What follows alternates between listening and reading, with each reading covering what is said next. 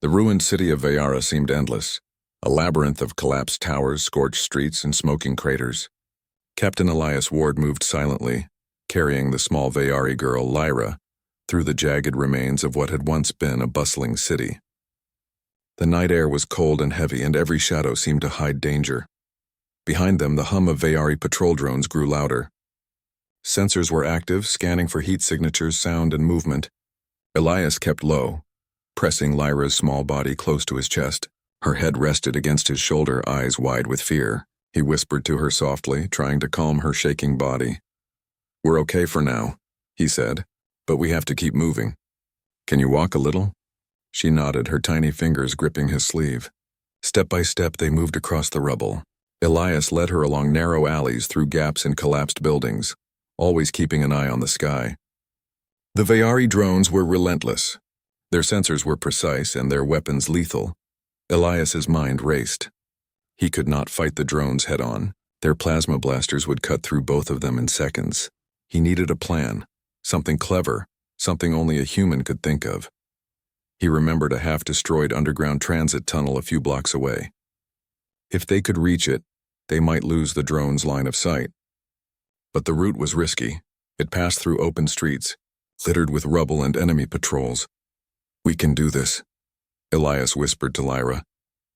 "Stay close to me, and do exactly what I say." She nodded again, trusting him completely. Her trust gave him strength. He adjusted the strap of his pack and tightened his grip on her. Then they sprinted into the open street. The first patrol appeared almost immediately.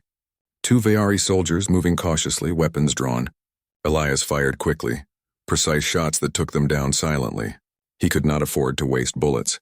Every shot counted. The girl ducked instinctively, her small hands covering her face. Elias pulled her forward. "Almost there," he murmured. The street ended in a massive crater. Fire from recent bombardments crackled around the edges. Elias paused, scanning for another path. Across the crater, he saw what looked like a fallen bridge. It was narrow, unstable, but it was their only option. He placed Lyra on the edge first, guiding her carefully.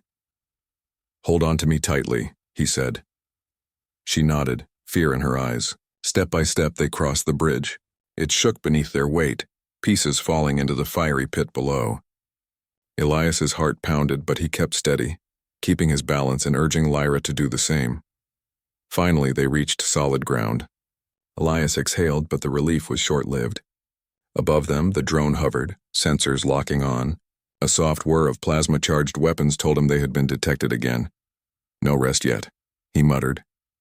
He led Lyra into the ruins of a half-collapsed apartment building. It was dark, filled with broken furniture and jagged debris. They moved silently, finding a hidden corner where the drone's sensors could not reach. Elias allowed himself a moment to breathe, his forehead pressed to his knees. Lyra crawled closer to him, her small hands brushing against his arm. She spoke softly in broken human. "You're brave," she said. Elias smiled, tired but proud. "You're brave too," he said. "Braver than anyone I've ever known." They stayed in the shadows for hours. Outside, the war raged on. Explosions shook the ground, distant screams echoed through the streets, and fire lit the skyline. But inside the ruins, Elias and Lyra shared a fragile peace. When the first light of dawn crept into the ruins, Elias knew they could not stay. They had to keep moving before Vayari reinforcements arrived. He led her through a series of back alleys, using routes only he could navigate. Lyra watched him carefully, memorizing the path. Her sharp eyes noticed weak walls, broken ladders, and hidden passages that even Elias had almost missed. "You're learning fast," he said. Impressed. She nodded, pointing toward a wall with a half-hidden opening. Elias pushed aside the rubble and found a narrow passage leading underground. A service tunnel, abandoned and mostly blocked. "Perfect. This will take us out of the city," he said. "We'll be safe, at least for a little while." The tunnel was dark and damp. Elias guided Lyra through it, careful not to make noise. Every footstep echoed, reminding him how fragile their safety was. Outside, the sounds of war were distant but constant. Hours passed as they crawled through the narrow passages. Elias's muscles ached, his lungs burned, but he did not stop. Lyra stumbled once, and he caught her, pressing her against him. "You can do it," he whispered. "We're almost there." Finally, they emerged into a forest at the edge of the city. The air smelled of damp earth and pine. Birds, if they still existed, had fled long ago, leaving the forest silent except for the distant echoes of battle. Elias allowed himself a moment to relax. Lyra's small hands touched the trees in wonder. "See," he said, "there's life outside the war," but their relief was short-lived. Shadows moved among the trees. Veori patrols had tracked them, using both drones and ground scouts. Elias drew his rifle, scanning the forest. "We're not out of danger yet," he said. The first scout emerged from the shadows, a tall Veori warrior, plasma blade raised. Elias fired, the shot precise. The scout fell, but more appeared, surrounding them from multiple directions. Lyra's eyes widened in fear, and Elias realized they were outnumbered. He pushed Lyra behind him, raising his rifle. "Stay close," he said. Then an idea struck him. He scanned the area and spotted a small ravine nearby. If he could lure the patrol into the ravine, he could use the terrain to their advantage. "Follow me," he shouted, sprinting toward the ravine, Lyra clinging to him. The Veori followed, confident in their numbers. But Elias knew the terrain better. He led them over uneven ground, ducking behind rocks, forcing them to split up. Plasma bolts ricocheted off the stones, sparks flying. The forest shook with each explosion. Finally, he reached the edge of the ravine. A misstep here would be deadly. Elias turned to Lyra. "Ready?" he asked. She nodded, fear in her eyes but trust in her heart. Together they leaped across a narrow section of the ravine, landing safely on the other side. The pursuing Veori, overconfident and clumsy in the unfamiliar terrain, fell one by one into the deep ravine. Some scrambled back up, but Elias and Lyra had already disappeared into the thick forest. They ran until their legs burned, stopping only when they were sure they had lost their pursuers, for now. Elias leaned against a tree, catching his breath. Lyra sat beside him, exhausted but safe. "You're amazing," she whispered. Elias smiled, though he was weary. "We're a team," he said, "and teams look out for each other." He looked up at the sky. The sun was rising over the horizon, casting a golden light over the forest.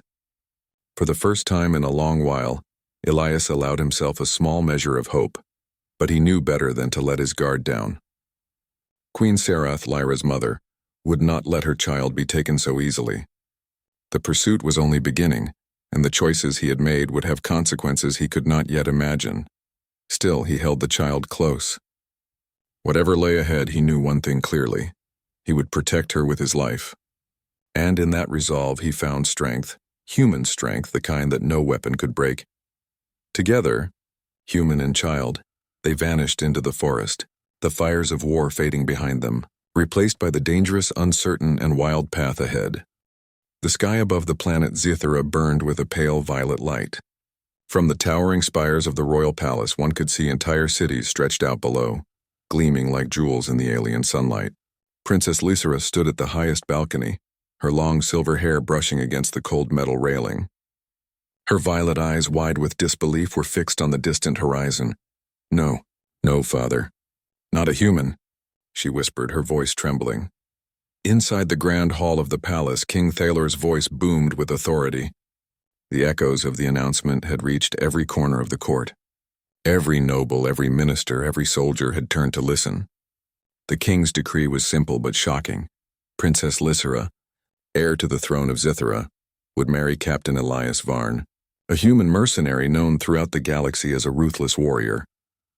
Lysera's heart pounded. Humans were creatures of chaos, unpredictable and dangerous. Their skin was pale and soft, their emotions raw and uncontrolled. Stories told by travelers painted them as violent, cunning, and without honor. The idea that one would become her husband, her consort, her protector, was unbearable. She turned away from the balcony, pacing back and forth in her private chambers. "Father doesn't understand," she muttered. "He thinks this is about politics, about alliances, but he doesn't know what humans really are." Her hand brushed against a small crystal pendant, a gift from her mother, who had passed when Lysera was a child. The pendant seemed to vibrate faintly in her hand, almost as if sensing her fear. She closed her eyes and tried to calm herself. But the fear gnawed at her like a living thing. Meanwhile, far from Zithera, aboard the human starship Resolute, Captain Elias Varn studied a holographic map of the planet. His dark eyes scanned the terrain with precise attention. noting the locations of military outposts, cities, and potential danger zones. To a casual observer, he might have seemed cold and calculating, almost cruel, but Elias was not heartless.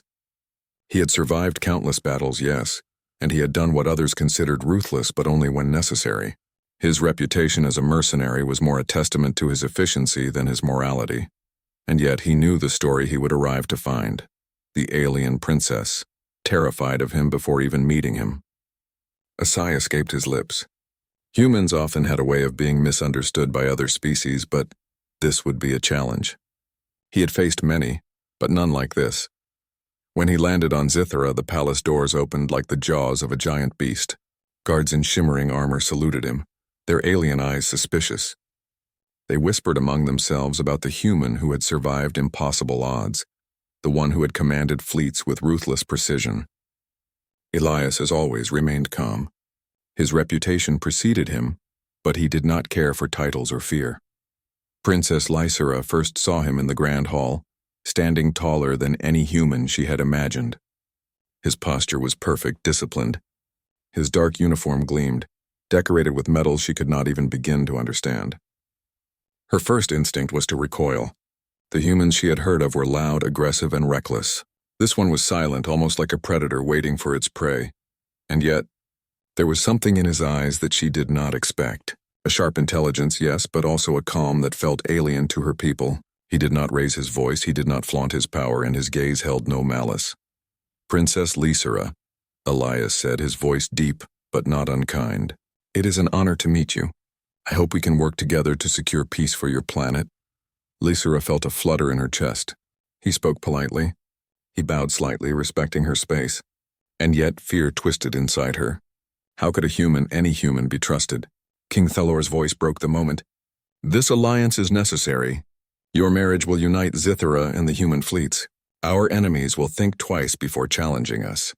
Captain Varn is not cruel without reason. He will protect you and our people."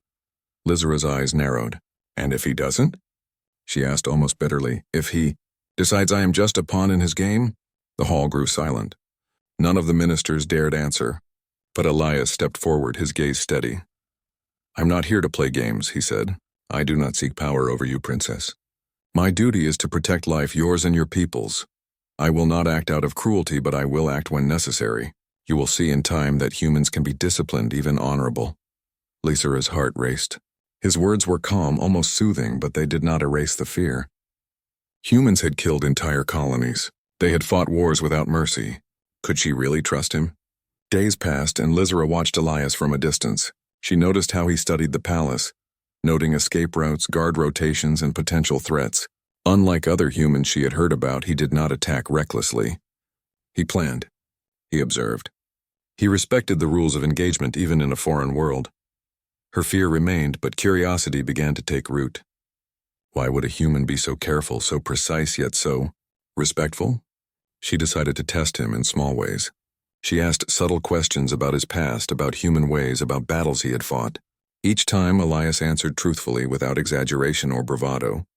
He spoke of humans with pride but not arrogance, of courage tempered with restraint. One evening, as the twin moons rose over the palace, Lysera overheard a conversation in the courtyard. Aliens whispered to one another, calling Elias a predator, a human with no honor. Lysera's eyes narrowed. Were they right? Or had she been taught to fear a species she did not understand? Her curiosity drove her to follow Elias during a training exercise.